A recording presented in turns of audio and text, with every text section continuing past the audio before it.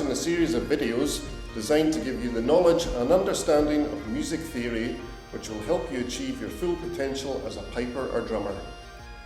We are going to cover the examination syllabus for the Piping and Drumming Qualifications Board examinations.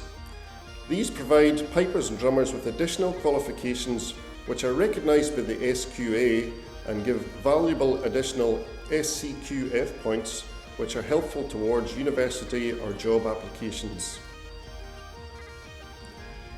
In ancient times, there was no system for recording or writing down music.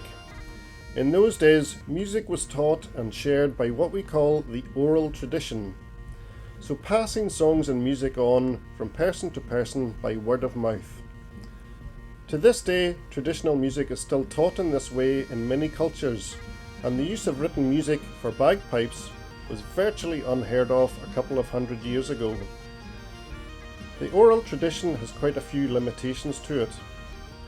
You will all have played Chinese whispers at some point, where a message will change as it gets passed from person to person, so that by the time it reaches the last person, it is completely different to what it started out as.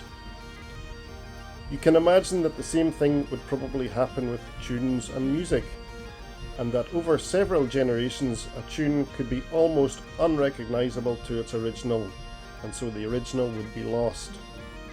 You can also see that there's a potential for tunes to simply be forgotten, and therefore also lost. So to stop all this music from getting lost or forgotten, there was a real need to be able to write it down, and therefore record it in some way.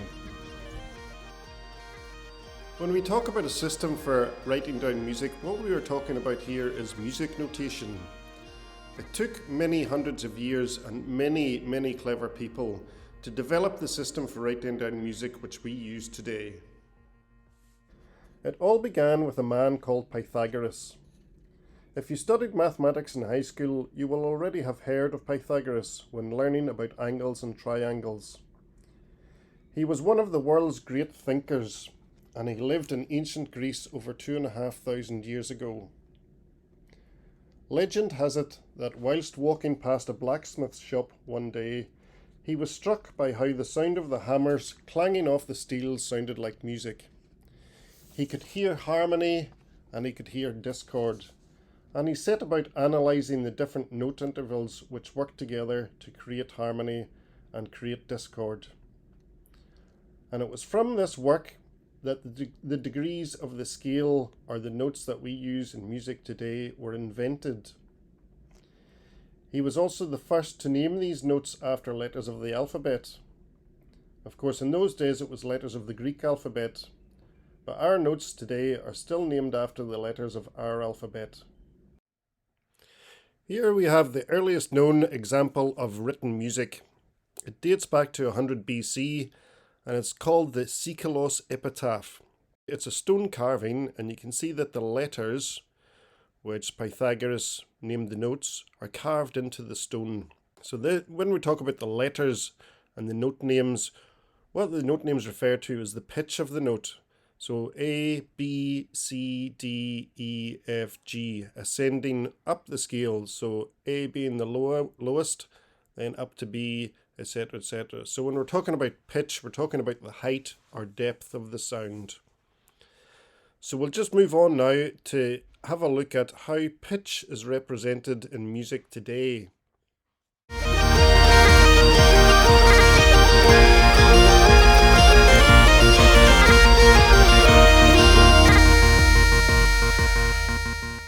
So if you think about the range of musical sounds that can be played or sang, it's actually quite vast and quite a challenge to put on paper. The piano here, for example, has 52 notes on it, going from the very low to the very high.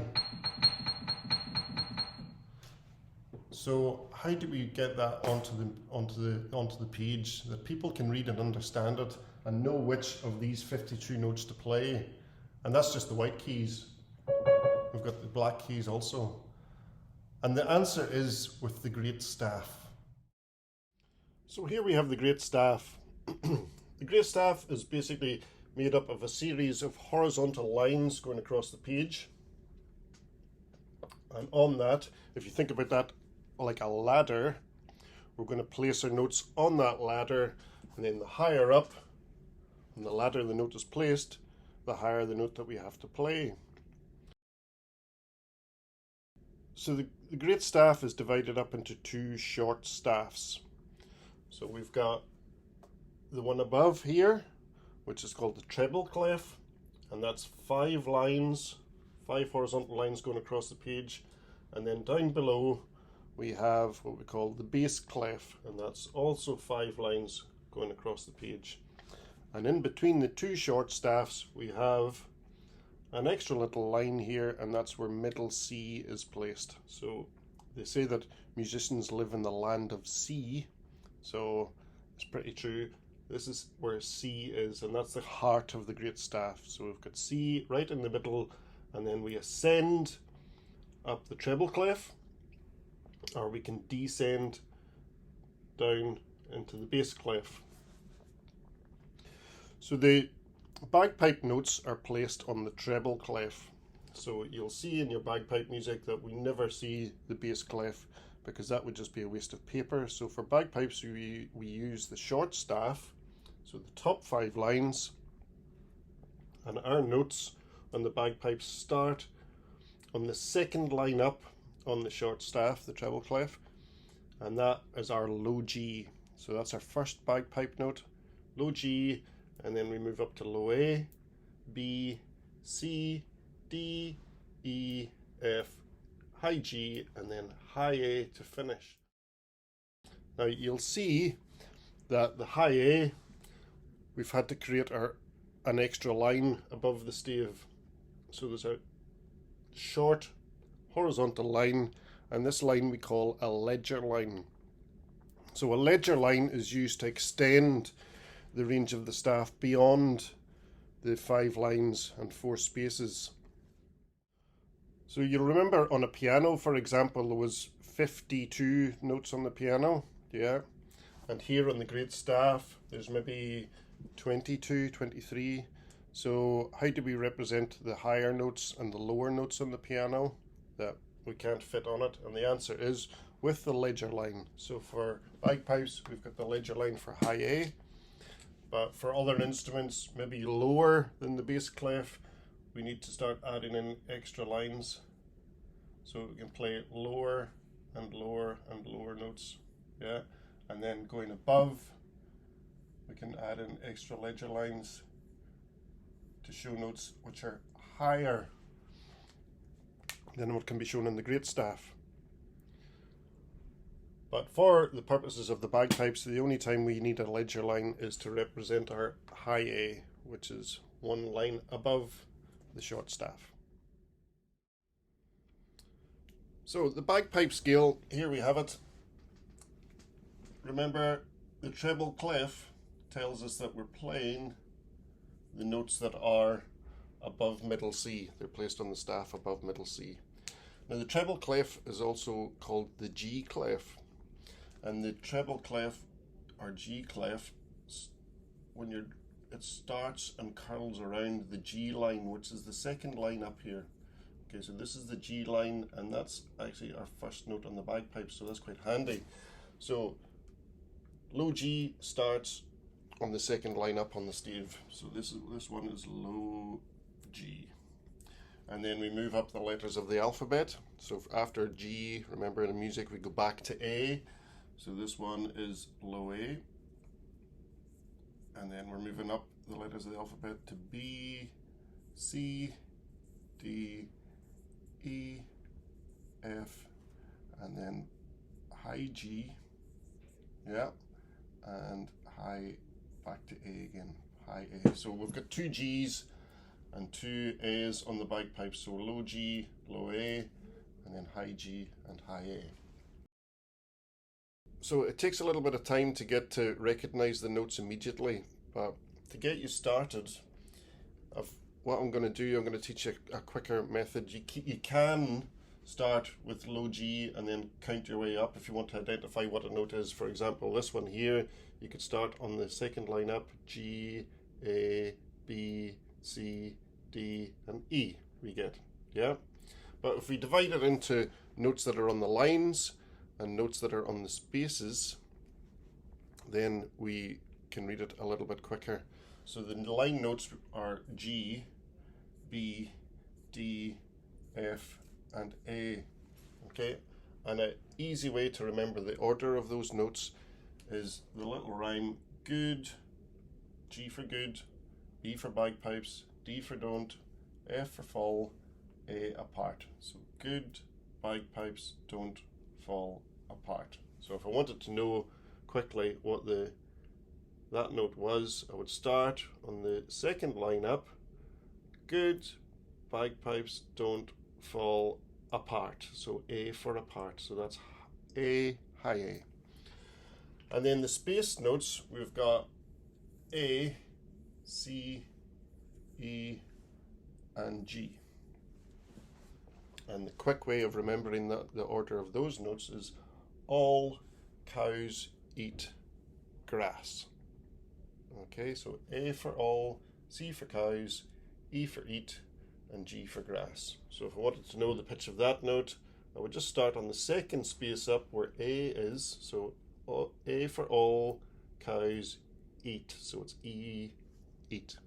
Okay, so, but very quickly, as you start learning tunes and things, you'll start to recognize the notes on the staff just the way you recognize words on a page when you're reading a book. So it'll become like a second language to you.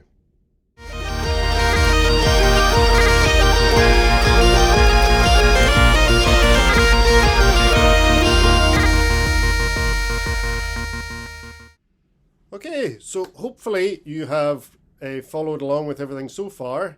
What we'll do now is we'll just take a little recap over what we've covered and what's going to be important to you as a piper or a drummer, especially when it comes to sitting the PDQB exams. So, for example, questions about Pythagoras or the Sikolos epitaph, you don't need to worry about that because they'll not be on there. What we're really interested in is the way music is written nowadays, so the things that we've covered so far. So let's just have a wee look over that again. The short staff. Music is written on a staff or a stave. Bagpipe music is written on a short staff. A short staff consists of 5 horizontal lines across the page.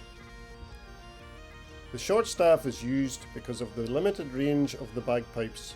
We cannot play the notes which require the bass clef, so it is not used. Just pause your video for a couple of minutes just while you jot those things down.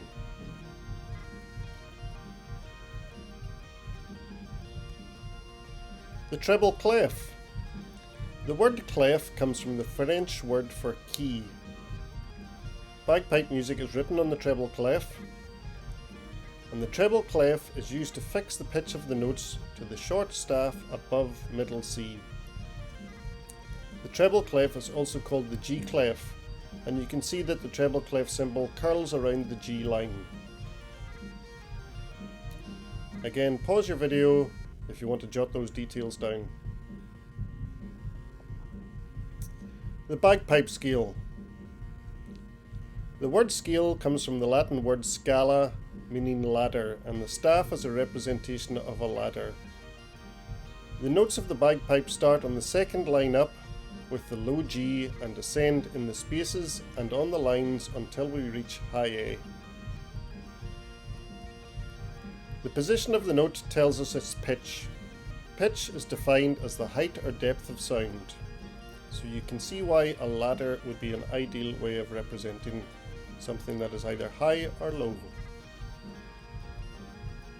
The bagpipe scale has 2 A's and 2 G's, so we call the lower ones low A and low G, and the higher ones high A and high G. We need to use a ledger line to write high A, and a ledger line is used to extend the range of the staff beyond its 5 lines and 4 spaces. And now a quick way of reading the notes on the stave. This is especially useful for drummers who aren't used to this. So the line notes, we have G, B, D, F and A. So good, bagpipes, don't fall apart. And then the space notes, we have A, C, E and G. All cows eat grass.